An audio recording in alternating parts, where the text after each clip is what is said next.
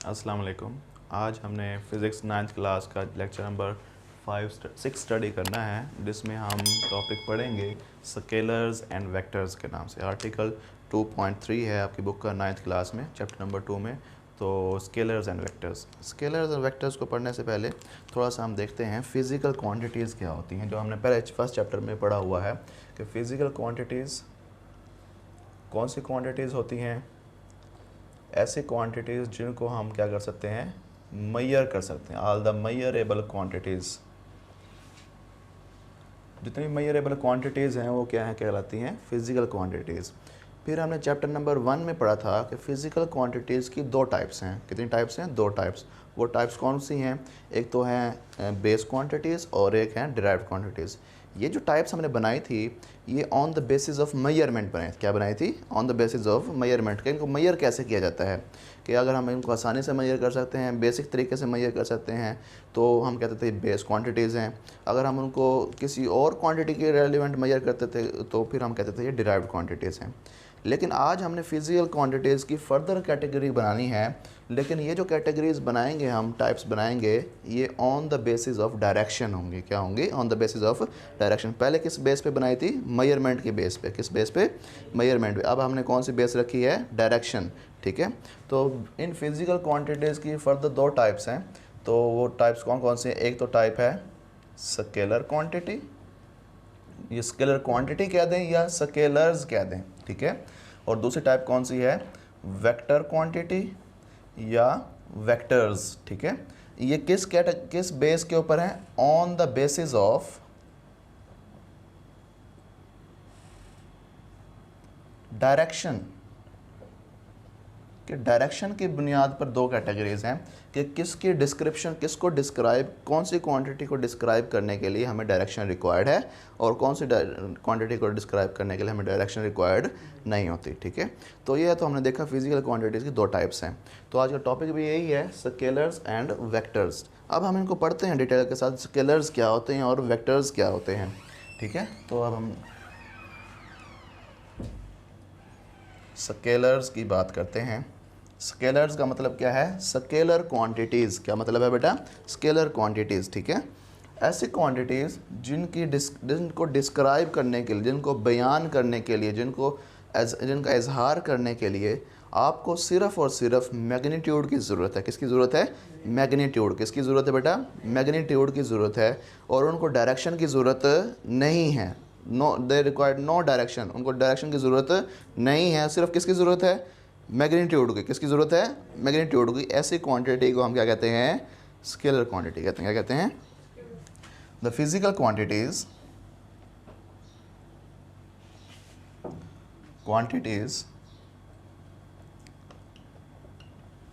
which are completely described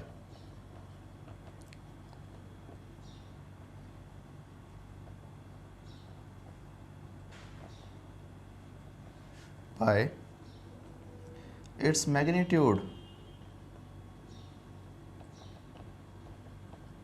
is called या are called scalar quantities।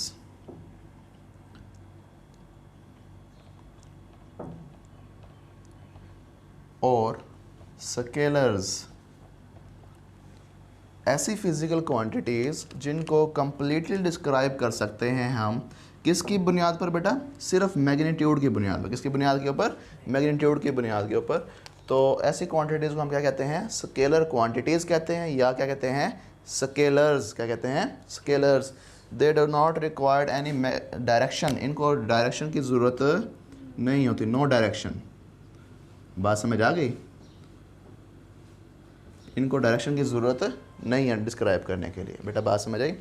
तो अब हमने बात करनी मैग्नीट्यूड क्या होता है। क्या बेटा? मैग्नीट्यूड क्या है? तो उसको हम समझने से पहले हमें पहले इसके एग्जांपल्स देख लेते हैं। क्या देखते हैं बेटा? एग्जांपल। स्केलर क्वांटिटी की एग्जांपल जो है वो है बेटा टाइम। टाइम की कोई डायरेक्शन होती है? मैस, टेम्परेचर, करंट और बहुत सारी एग्जांपल्स हैं, स्पीड,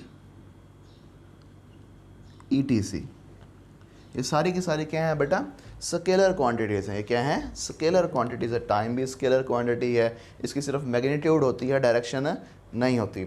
मैस भी स्केलर क्वांटिटी है, इसके लिए भी सिर्फ हमें मैग्नीट्यूड रिक्वायर्ड है, डायरेक्शन रिक्वायर्ड नहीं है। टेम्परेचर भी स्केलर क्वांटिटी है, करंट भी स्केलर क्वांटिटी है और स्पीड भी स्केलर क्वांटिटी है। इस तरह बहुत सारी और भी स्केलर क्वांटिटीज़ हैं बेटा, बात समझ आ गई। तो अब ज़रा देखो, हमने यहाँ पे वर्ड यूज़ किया मैग्नीट्यूड का। किसका वर्ड यूज़ किया बेटा, मैग्नीट्यूड का वर्ड यूज़ किया है। तो मैग्नीट्यूड का मतलब क्या है, हम कहते हैं, मैं समझाता हूँ आपको। आप जाते हैं कि दुकान पर जाते हैं, आप कहते हैं मुझे शुगर चाहिए जिसका मैस कितना हो, 5 किलोग्राम। क्या हो बेटा, 5 किलोग्राम। आप कहते हैं 5 किलोग्राम हमें क्या चाहिए, चीनी चाहिए। क्या चाहिए भाई, चीनी चाहिए, ठीक है। तो आप चीनी लेने जाते हैं, तो अब ये एम क्या है, मैस है। क्या है, मैस। उस चीनी की आपने मिकदार बताई है, क्वांटिटी बताई है कि इतनी क्वांटिटी हमें चीनी चाहिए। अब इसके लिए उन्होंने क्या लिखा, हमने क्या लिखा, 5 किलोग्राम। 5 किलोग्राम। मैस कौन सी क्वांटिटी है, स्केलर क्वांटिटी है। कौन सी क्वांटिटी है, यानी कि ये हमने से क्या लिखा है बेटा, मैग्नीट्यूड। क्या लिखा है बेटा, अब मैग्नीट्यूड में देखो कितनी चीज़ें हैं, क्या है, एक तो न्यूमेरिकल वैल्यू है, डिजिट है, और एक उसका यूनिट है बेटा। क्या है, यूनिट। बात समझ आ गई। ये सब क्या लिखा हुआ है हमने, मैग्नीट्यूड लिखा है। क्या लिखा है, मैग्नीट्यूड लिखा है, समझ आ गई। तो मैग्नीट्यूड लिखा है, इसका मतलब है मैग्नीट्यूड में हमें क्या क्या चाहिए बेटा, एक तो डिजिट यानी न्यूमेरिकल वैल्यू, और साथ में क्या चाहिए, यूनिट। तो हमें पता चल गया मैग्नीट्यूड 2 हिस्सों पे मुश्तमिल होता है। कितने हिस्सों पे बेटा, 2 हिस्सों पे। मैग्नीट्यूड के 2 हिस्से होते हैं बेटा। एक हिस्सा का नाम है न्यूमेरिकल वैल्यू। न्यूमेरिकल वैल्यू का मतलब क्या है बेटा, डिजिट। 5 क्या है, डिजिट है। और दूसरा हमें क्या चाहिए बेटा, यूनिट। अप्रोप्रिएट यूनिट चाहिए कि ये जो यूनिट है, ये किलोग्राम, ये किसको रिप्रेजेंट कर रहा है, मैस को। किसको रिप्रेजेंट करता है बेटा, मैस को। हमें पता चल जाता है जब किलोग्राम का वर्ड आ जाए तो हमें ये समझ आ जाती है कि ये जो किसकी बात कर रहे हैं, मैस की बात कर रहे हैं। किसकी बात कर रहे हैं, मैस की। बात समझ आ गई। इसी तरह आप अगर हम कोई और ले लें, टाइम ले लें, हम कहते हैं कि कोई भी टाइम ले लें, टाइम हमारे पास किसी भी इंटरवल का 10 सेकंड्स हैं। कितने हैं बेटा, 10 सेकंड्स, ठीक है। अब 10 क्या है, एक न्यूमेरिकल वैल्यू है, और सेकंड क्या है, उसका यूनिट है बेटा, ठीक है। तो यानी कि न्यूमेरिकल वैल्यू और यूनिट मिलकर क्या बना रहे हैं, मैग्नीट्यूड। क्या बनाते हैं बेटा, मैग्नीट्यूड। न्यूमेरिकल वैल्यू और यूनिट मिलकर क्या बनाते हैं बेटा, मैग्नीट्यूड। तो ये सिर्फ हमने टाइम की क्या लिखी है बेटा, मैग्नीट्यूड लिखी है, उसकी डायरेक्शन नहीं लिखी बेटा। बात समझ। तो इसके लिए हमें डायरेक्शन की ज़रूरत भी नहीं है, क्योंकि स्केलर क्वांटिटीज़ की कोई डायरेक्शन नहीं होती बेटा। बात समझ आ गई। किसी को ये बात समझ ना आई हो ज़रा पूछ लो। अब हम बात करते हैं वेक्टर्स क्वांटिटी, वेक्टर क्वांटिटीज़ की।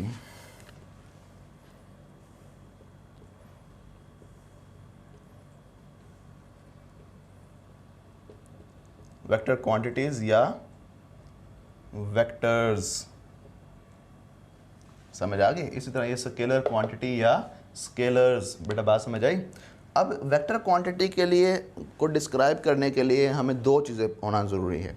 एक चीज़ तो क्या बेटा, मैग्नीट्यूड, और दूसरी चीज़ उसके साथ क्या होनी चाहिए, डायरेक्शन। डायरेक्शन का होना बहुत ज़रूरी है।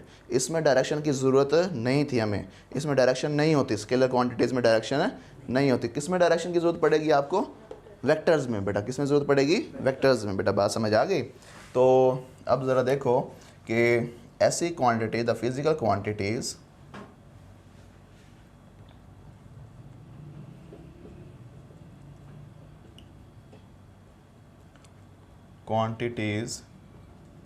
which require या which are completely described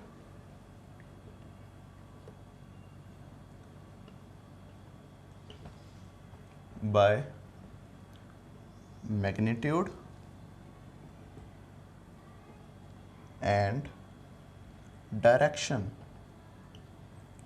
जिनको कम्प्लीटली डिस्क्राइब करने के लिए हमें क्या चीज़ चाहिए होती हैं, 2 चीज़ें चाहिए होती हैं। एक तो मैग्नीट्यूड और दूसरी साथ में डायरेक्शन, ठीक है। मैग्नीट्यूड भी चाहिए, साथ में क्या चाहिए, डायरेक्शन भी चाहिए। इनके हमें सिम्त का पता होना चाहिए। सिम्त का पता नहीं होगा तो हमें फिर इनकी से डिस्क्रिप्शन नहीं कर सकते हम, ठीक है। ऐसी क्वांटिटीज़ को आप क्या कहेंगे, आर कॉल्ड वेक्टर्स। या वेक्टर क्वांटिटीज़, समझ आ गई, आर कॉल्ड वेक्टर्स या वेक्टर क्वांटिटीज, समझ आई। अब हम इसकी एग्जांपल करें तो इसमें दो वर्ड, इस डेफिनेशन में दो वर्ड्स इंपॉर्टेंट हैं बेटा, वो कौन कौन से, एक तो मैग्नीट्यूड और एक डायरेक्शन। तो इसके लिए दो चीज़ें चाहिए होती हैं, कितनी चीज़ें चाहिए बेटा, दो चीज़ें। तो आप यहाँ पे लिख लें, इसके साथ भी लिख लेंगे मैग्नीट्यूड प्लस डायरेक्शन, बात समझ आ गई। तो ये दोनों चीज़ें चाहिए हैं इसके लिए हमने क्या लिखा, सिर्फ मैग्नीट्यूड चाहिए, डायरेक्शन की ज़रूरत नहीं है बेटा, उधर मैग्नीट्यूड भी चाहिए और साथ में डायरेक्शन भी चाहिए बेटा, बात समझ आ गई। अब ज़रा देखो इसे एग्जांपल करते हैं हम। एग्जांपल में बेटा ज़रा देखिएगा, वेलोसिटी, ठीक है, एक्सेलरेशन, ठीक है, और फोर्स, मोमेंटम, ETC, ये सारी क्या है बेटा, वेक्टर क्वांटिटीज़ हैं। ये क्या हैं, वेक्टर क्वांटिटीज़ हैं या वेक्टर्स हैं बेटा, बात समझ आ गई। तो अब अगर हम वेक्टर क्वांटिटी को डिस्क्राइब करते हुए सिर्फ ये कह दें, उसकी मैग्नीट्यूड बता दें और डायरेक्शन ना बताएं, तो ये इसका कोई मतलब, ये मीनिंगलेस बात होगी। क्या होगी बेटा, मीनिंगलेस बात होगी। अगर हम ये लिखें, it would be meaningless if we describe magnitude not direction for the vector quantity, ये मीनिंगलेस बात होगी, इसका कोई मतलब नहीं होगा, ये बेमानी बात होगी। कब, जब हम वेक्टर क्वांटिटी को डिस्क्राइब कर रहे हों और हम सिर्फ उसकी मैग्नीट्यूड बताएं और डायरेक्शन ना बताएं, तो फिर वो वेक्टर क्वांटिटी की डिस्क्रिप्शन नहीं होगी बेटा, ठीक है। वो किस क्वांटिटी की डिस्क्रिप्शन बन जाएगी, स्केलर क्वांटिटी की। किसकी बेटा, स्केलर क्वांटिटी की, ठीक है, क्योंकि स्केलर क्वांटिटी के लिए हमें डायरेक्शन की ज़रूरत नहीं होती बेटा, बात समझ आ गई। तो हम लिखेंगे, it would be meaningless if we does not talk about the direction of vector quantity। अब मैंने लिखा है ये कि it would be meaningless, ये meaningless होगी, ये बेमानी बात होगी, if अगर हम does not talk, अगर हम बात ना करें किसके बारे में, the direction, सिमत के बारे में, किसी रुख के बारे में बात ना करें, और किसकी क्वांटिटी की बात करते हुए, और वेक्टर क्वांटिटी, किसी भी वेक्टर क्वांटिटी के बारे में बात करते हुए, तो इसका कोई मानी नहीं होगा। हमें लाजमी तौर पे वेक्टर क्वांटिटी को डिस्क्राइब करते हुए हमें उसकी डायरेक्शन का बताना बहुत ज़रूरी है। अगर हम डायरेक्शन नहीं बताएंगे, सिमत नहीं बताएंगे, तो फिर उस क्वांटिटी के बारे में हम सही तरह से बात नहीं कर सकते, उसको एक्सप्लेन नहीं कर सकते। अब देखें, हम इसे वेक्टर क्वांटिटीज़ के एग्जाम्पल को एलेबोरेट करते हैं, डिस्कस करते हैं, जिससे हमें पता चलेगा कि वेक्टर क्वांटिटीज़ के लिए डायरेक्शन की सिमत का होना बहुत ज़रूरी है, तभी हम उसको कम्प्लीटली डिस्क्राइब कर सकते हैं। डायरेक्शन के चेंज करने से वेक्टर्स चेंज हो जाते हैं, ठीक है, रिजल्ट चेंज हो जाते हैं। अब ज़रा देखिएगा कि ये एक हमारे पास टेबल है, ये क्या है, एक टेबल है, ये एक वही टेबल है, ये दोनों सेम टेबल हैं। अब ज़रा देखिएगा कि इन दो टेबल्स के ऊपर फोर्स लग रही है, एक फोर्स ये है और एक फोर्स ये F1 है और ये क्या F2 है, दोनों की डायरेक्शन क्या है, सेम है। अब किसी भी टेबल के ऊपर अगर हम फोर्स लगाते हैं, या टेबल के ऊपर इतनी इनफ फोर्स होती है कि वो डायरेक्शन किसी डायरेक्शन में मूव कर सके, तो हम इसको एक डायरेक्शन में फोर्स लगा रहे हैं F1 और दूसरी फोर्स लगा रहे हैं F2, दोनों की डायरेक्शन क्या है, सेम है, तो ये टेबल इस डायरेक्शन में मूव करना शुरू कर देगी। टेबल इस डायरेक्शन में क्या करना शुरू कर देगी, मूव करना शुरू कर देगी। सर फोर्स तो इधर से लगा रहा है, हाँ ये लग रही है, इधर को जाएगी ना। अच्छा अब ज़रा देखिएगा, अब देखो ये हम इस पॉइंटर के ऊपर फोर्स लगाते हैं, ये पॉइंटर इस डायरेक्शन में फोर्स लगा रहे हैं, तो डायरेक्शन किस में मूव कर रहा है ये, तो पता क्या चला, जिस डायरेक्शन में फोर्स लगती है उसी डायरेक्शन में बॉडी मूव करती है बेटा। जिस डायरेक्शन में रिजल्टेंट फोर्स लगती है या नेट फोर्स लगती है, उसी डायरेक्शन में बॉडी क्या करती है, मूव करती है, समझ आ गई। तो अब देखिएगा दोनों फोर्सेस की डायरेक्शन क्या है, सेम है, और तो ये टेबल जो है इस डायरेक्शन में अलोंग द फोर्स मूव करना शुरू कर देगी, मोशन परफॉर्म करेगी, बात समझ आ गई।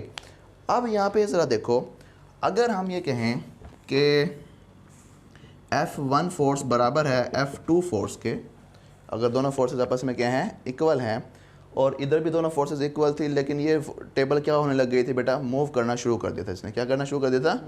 अब देखो जिस फोर्स के साथ हम इस टेबल को इस तरफ खींच रहे हैं, उतनी ही फोर्स इस तरफ भी खींच रहे हैं, तो ये टेबल किस तरफ जाएगी, मूव नहीं करेगी। ये क्या नहीं करेगी बेटा, ये अपनी जगह पे ही पड़ी रहेगी। फोर्सेस वही लग रही हैं, फोर्सेस वही लग रही हैं, लेकिन उनकी क्या चेंज हो गई है बेटा, डायरेक्शन चेंज हो गई है, तो उसकी वजह से रिजल्ट्स चेंज हो गए हैं बेटा। बात समझ आ गई। पहले वही फोर्सेस लग रही थी, दोनों की डायरेक्शन क्या थी, सेम, जिसकी वजह से बॉडी क्या करने लग गई थी, मूव, मोशन परफॉर्म करने लग गई थी बेटा। बात समझ आ गई।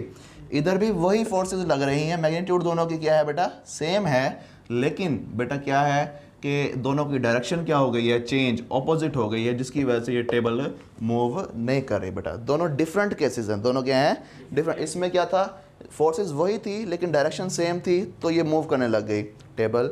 और इसमें क्या था, फोर्सेस वही हैं, सेम है, लेकिन डायरेक्शन ऑपोजिट है, तो अब ये मूव नहीं करेगी, ये रेस्ट में रहेगी। क्या रहेगी बेटा, रेस्ट में। तो पता क्या चला कि वेक्टर क्वांटिटीज़ डायरेक्शन पर डिपेंड करती हैं। क्या करती हैं बेटा, डायरेक्शन पर डिपेंड करती हैं। विदाउट डायरेक्शन उनकी डिस्क्रिप्शन पॉसिबल नहीं है। अब देखिएगा कि एक क्या हमने स्केलर क्वांटिटी की एग्जांपल पढ़ी थी, वो स्पीड थी। अब वेक्टर क्वांटिटी की एग्जांपल पढ़ी हमने, वो क्या है, वेलोसिटी है। दोनों हैं तो मिलती जुलती, लेकिन थोड़ा सा इनमें डिफरेंस है। देखें, स्पीड जो है ये स्केलर है, स्केलर क्वांटिटी है, ऐसी कोई डायरेक्शन नहीं होती। अब ज़रा देखिएगा, एक बॉडी है, वो यहाँ से चलती है, इधर चली गई, इधर चली गई, इधर घूमती घूमती इधर आ गई। अब जो इसकी जो स्पीड हो, या अब जो हम इसके पैरामीटर्स लेंगे, इस ए पॉइंट से बी पॉइंट तक, इसकी कोई ख़ास डायरेक्शन नहीं है। ये कभी किधर मूव करती है, कभी किधर मूव करती है, कभी किधर मूव करती है, इसकी कोई ख़ास डायरेक्शन नहीं है। तो अब हम इसकी कहेंगे, ये फ़र्ज़ कर लें इसकी स्पीड है 3 मीटर पर सेकेंड, 3 मीटर पर सेकेंड। अगर अब इसकी कोई डायरेक्शन नहीं है, तो फिर हम कहेंगे ये जो बॉडी की जो रेट ऑफ डिस्प्लेसमेंट है, रेट ऑफ जिस टाइम के साथ ये जिस शरह के साथ ये डिस्टेंस कवर कर रही है, तो वो क्या कहलाती है, स्पीड। क्या कहलाती है बेटा, स्पीड। बात समझ आ गई। अगर ये बॉडी क्या करती, ए पॉइंट से बी पॉइंट तक एक ख़ास डायरेक्शन में मूव करती, क्या करती बेटा, ख़ास डायरेक्शन। डायरेक्शन क्या है, ए से बी की तरफ। डायरेक्शन क्या है भाई, ए से बी की तरफ। तब हम कहते हैं इसकी जो तब जो इसकी ख़ास डायरेक्शन है, तब इसके जो rate of flow, rate of displacement बनेगा, वो क्या बनेगा, वेलोसिटी। क्या बन जाएगा बेटा, वेलोसिटी। ठीक है, वेलोसिटी की आप बात करेंगे 3 मीटर पर सेकेंड, 3 मीटर पर सेकेंड। लेकिन अब इसके साथ डायरेक्शन हो गई है, क्या direction, A to B, from A to B, from A to B, from A to B. ये क्या है इसकी डायरेक्शन, ये क्या है बेटा, डायरेक्शन। और ये 3 मीटर पर सेकेंड क्या है इसकी, मैग्नीट्यूड। क्या है बेटा, मैग्नीट्यूड। ये स्पीड के लिए सिर्फ मैग्नीट्यूड चाहिए, वो क्या चाहिए, मैग्नीट्यूड। लेकिन डायरेक्शन वेलोसिटी के लिए मैग्नीट्यूड भी चाहिए, साथ में क्या चाहिए, डायरेक्शन। ये स्ट्रेट लाइन मोशन होती है। क्या होती है बेटा, जब स्ट्रेट लाइन मोशन होती है तब बॉडी के वेलोसिटी को काउंट करते हैं, क्योंकि उसमें एक डायरेक्शन होती है। समझ आ गई। जब इस तरह की रैंडम मोशन होती है तो इसमें हमें डायरेक्शन का नहीं पता होता, तो हम उसको कहते हैं स्पीड है बॉडी की। ठीक है, स्पीड और वेलोसिटी एक ही है। हाँ, बात देखें एक ही है, लेकिन बस डायरेक्शन का डिफरेंस है। क्या है, डायरेक्शन का। अब ज़रा गौर से समझना, ये लीनियर मोशन है ना, एक लाइन में ही है। इसकी स्पीड और वेलोसिटी की मैग्नीट्यूड सेम है। स्पीड और वेलोसिटी की मैग्नीट्यूड क्या है, सेम है। देखो 3 मीटर पर सेकेंड, और इसकी जो वेलोसिटी स्पीड लेंगे वो भी क्या होगी बेटा, 3 मीटर पर सेकेंड। ठीक है। अब ज़रा एक बात और मैं बता दूं, अभी तो हमने यहाँ लिखा, लेट्स सपोज के ये मैंने एक फ्रेम बनाया है, ये नॉर्थ है, ये ईस्ट है, ये वेस्ट है, और ये क्या है, साउथ है। अगर बॉडी मूव कर रही है ऊपर की तरफ, उसकी डायरेक्शन है, और उसकी स्पीड है बेटा, या उसकी वेलोसिटी है, हम लिख देते हैं वेलोसिटी 3 किलोमीटर पर आवर। क्या बेटा, 3 किलोमीटर पर आवर। ये इसका क्या है, यूनिट, किलोमीटर पर आवर क्या है बेटा, और 3 क्या है, न्यूमेरिकल वैल्यू। ये मिलकर क्या बनाती हैं बेटा, मैग्नीट्यूड।